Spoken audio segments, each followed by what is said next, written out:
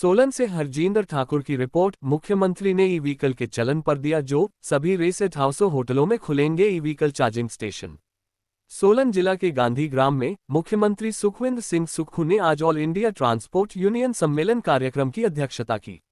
वह e vehicle के चलन पर जोर दिया। मुख्यमंत्री सुखविंदर सिंह सुक्खू ने कहा कि पर्यावरण संरक्षण के लिए ई व्हीकल समय की मांग है। वह इसके लिए प्रदेश सरकार जगह जगह ई व्हीकल स्टेशन स्थापित करने जा रही है। मुख्यमंत्री ने कहा कि सभी सरकारी कार्यालयों के रेस्ट हाउस, पंचायत घरों, 65 पर्यटन विकास निगम के होटलों में ई वाहन चार्जिंग स्टेशन स्थापित किए जाएंगे। इसके अलावा 44 निजी होटलों में ई वाहन चार्जिंग स्टेशन स्थापित किए जा चुके हैं। ये बात उन्होंने इस ऑल इंडिया ट्रांसपोर्ट यूनियन सम्मेलन के दौरान कही। मुख्यमंत्री सुखविंदर सिंह सुक्खू ने कहा कि ई वाहन समय की मांग है, इससे पर्यावरण संरक्षण भी होगा। उन्होंने कहा कि हिमाचल में इस सम्मेलन के सकारात्मक परिणाम देखने को मिलेंगे। शानन प्रोजेक्ट के एक सवाल पर मुख्यमंत्री ने कहा कि शानन प्रोजेक्ट पर उनका अधिकार है, वह इसके लिए वह लड़ाई लड़ेंगे। वह शानन प्रोजेक्ट सहित इसी तरह के प्रदेश हित के प्रोजेक्टों को हाथ से जाने नहीं देंगे। मुख्यमंत्री ने कहा कि केंद्र सरकार के दिशा निर्देशानुसार उन्होंने स्पष्ट किया है कि पाकिस्तानी नागरिक नियमानुसार प्रदेश को छोड़े। उन्होंने एक और सवाल के जवाब में कहा कि विकास के लिए लोन लेना एक निरंतर प्रक्रिया है, वह प्रदेश सरकार भी लोन ले रही है। Going to positively impact the future and create employment opportunities. So please, resilience, commitment, and an unwavering belief in the power of collective group. Now, the most important thing is from the transport industries, as it's going to positively impact the future and create employment opportunities. So please put your hands. Project में जो जाएगा 1 megawatt का, उसको भी 5% की हम subsidy Himachali युवा को दे रहे हैं।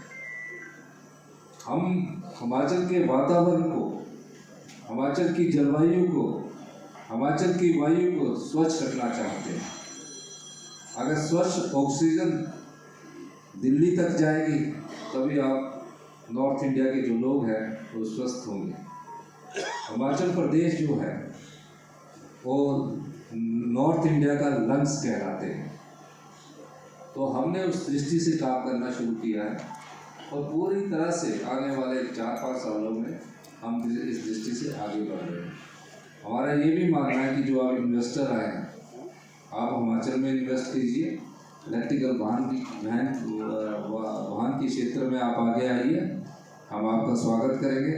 हॉस्पिटल सेक्टर में जो भी आना चाहता है, जगह पसंद करे, होटल बनाना चाहता है, सीधा आके हमारी परमिशन आपको मिल जाएगी, आप काम शुरू करें। हम टूरिज्म इंडस्ट्रीज को बहुत अधिक बढ़ाना चाहते हैं। हमारे अगले साल तक पूरे डिस्ट्रिक्ट हेडक्वार्टर्स में 8 हेडक्वार्टर्स हेलीपोर्ट से जुड़ जाएंगे, उन पर काम चल रहा है।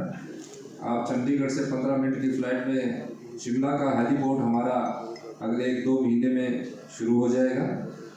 कांगड़ा, धर्मशाला के हेलीपोर्ट्स, अगर आप चंडीगढ़ से हेलीकॉप्टर में सवारी उड़ाओगे तो 35 मिनट में आप पालमपुर पहुंच जाएंगे।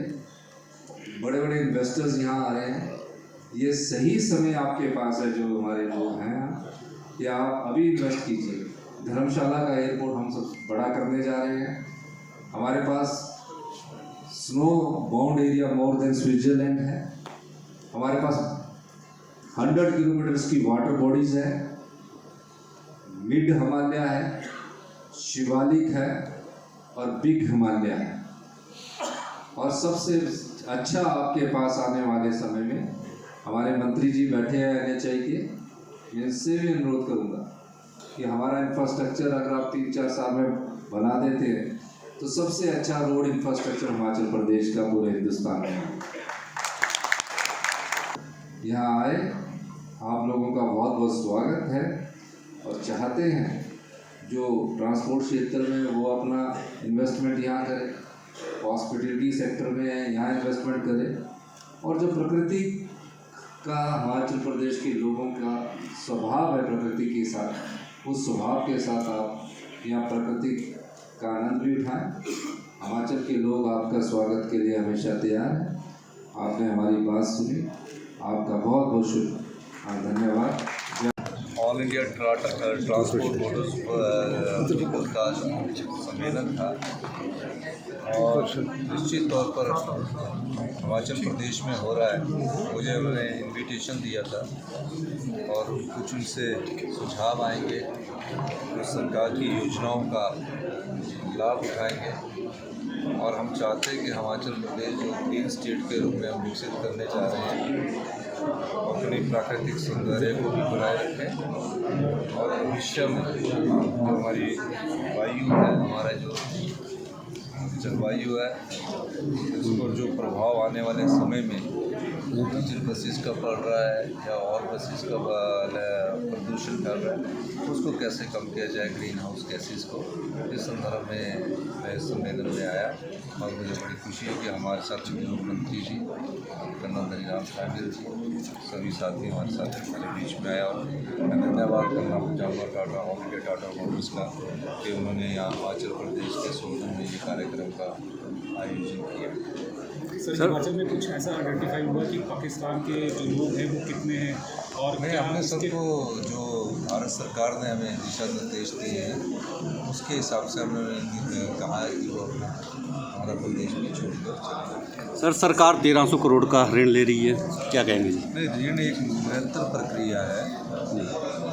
भारत हम अपने जो जीडीपी है, जीएसडीपी होती है स्टेट की, उसका 3% ऋण लेते हैं, जिसका अनुमोदन जो हमारे देश की वित्त मंत्रालय है वो करता है। शानन प्रोजेक्ट को लेकर पंजाब और हिमाचल आमने सामने एक बार फिर देखिए, शानन प्रोजेक्ट का मामला 3 महीने से सुप्रीम कोर्ट में है। वो बयानबाजी से नहीं जीता जाएगा, वो कानून के दायरे के तहत जीता जाएगा और हमने अपना अधिकार है, हम उस अधिकार के लिए सुप्रीम कोर्ट में गए हैं और हमारी तरफ से कपिल सिब्बल जी उसका प्रतिनिधित्व कर रहे हैं। सर जो भी हमारी संपदा है, मैंने पहले ही कहा है, ना तो हम लुटने देंगे ना ही लुटाएंगे। और हमारी सबसे बड़ी संपदा इस प्रदेश की क्या है? हमारी सबसे बड़ी संपदा इस प्रदेश की पानी है और पानी जो है हमारा जो है, जिससे 12,000 मेगावाट बिजली पैदा हो रही है और उसका फ़ायदा किसको गया? NTPC, NHPC, SJVNL. और जो एसजेवीएनएल हमारे पानी से हमारी इक्विटी भी है उसमें, वो 67,000 करोड़ की कंपनी बन गई और हम 58,000 करोड़ के बजट पर रहे। तो हमने अपनी योजना को बदला है।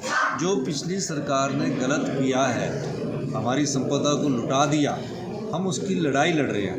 ये तो शानन है। मैंने तो बैरासूल में भी, अब बैरासूल वालों में भी टेक ओवर करने की बात होगी कि 40 साल के बाद वो प्रोजेक्ट हमको मिलना चाहिए। सुन्नी, लूरी, धौला सिंह, ये तीनों प्रोजेक्ट हिमाचल प्रदेश की सरकार लेगी।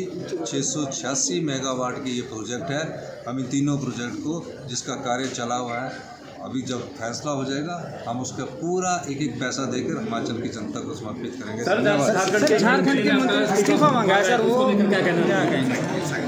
देखो, जब से मैं ना मुख्यमंत्री बना हूँ ना, तो इस्तीफा मेरे साथ ही चल रहा है। चाहे वो झारखंड से चल रहा है। ठीक है